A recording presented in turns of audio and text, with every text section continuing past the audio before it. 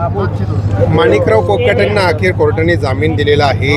2-3 दिवसापासून त्यांच्या अटकेची प्रक्रिया सुरू होती, कुठेतरी त्याच्यात विलंब करण्यात आलाय का आणि हा सगळा फायदा त्यांना? नाही, याच्यावर मी 2 दिवस आधीपासून बोलत होते की हा जाणीवपूर्वक वेळ काढूपणा आहे, कारण शुक्रवारी ऑनरेबल कोर्ट सुनावणी घेणार होतं, त्यामुळे शुक्रवारपर्यंत माणिकराव कोकाटे जोरात आजारी पडणार आणि शुक्रवारी अचानक त्यांना थंडणीत बरं होणार।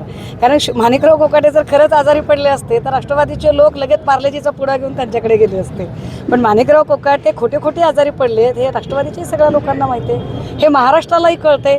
वाईट याचं वाटतं की महाराष्ट्राला हे सगळं कळतंय, तर मग निवडणुकांमधून महाराष्ट्र याची उत्तरं कधी देणार?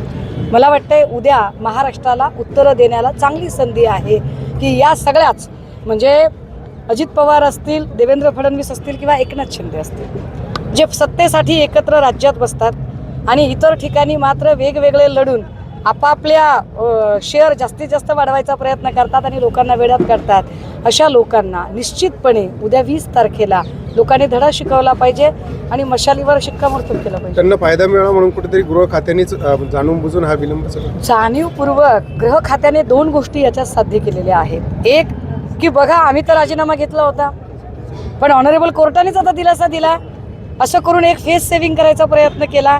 अगदी त्याच वेळेला बघा, अजित दादा मी तुम्हाला मदत केली असं म्हणून दादांच्या डोक्यावर हात ठेवायलाही देवेंद्रजींनी याच्यात कमी केली नाही। म्हणजे देवेंद्रजी 10 उंगली या घी में और सर कढाई में, अशा पद्धतीने देवेंद्रजींनी सुंदर कुरघोडी केलेली आहे या सगळ्यांमध्ये। मुख्यमंत्र्यांनी क्लीन चिट दिली शिंदेंना।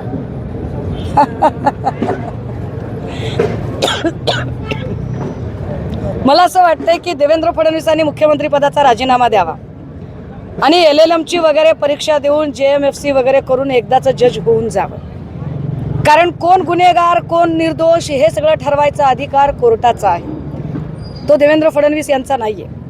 देवेंद्र फडणवीसांनी अशा पद्धतीने क्लीन चिटची भाषा करून तपास प्रभावित करू नये, माझी त्यांना विनंती आहे।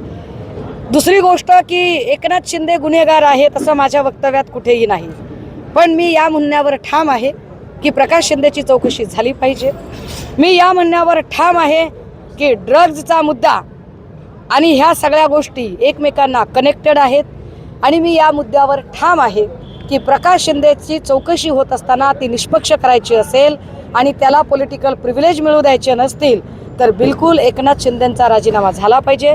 एकनाथ शिंदेंनी काही काळासाठी बाजूला थांबावं आणि जेव्हा कधी प्रकाश शिंदे, जसे आता माणिकराव कोकाटेंची क्लीन चिट झाली ना, अगदी त्या पद्धतीने क्लीन चिट झाली की एकनाथ शिंदेना उपमुख्यमंत्री कशाला, मुख्यमंत्री करा ना।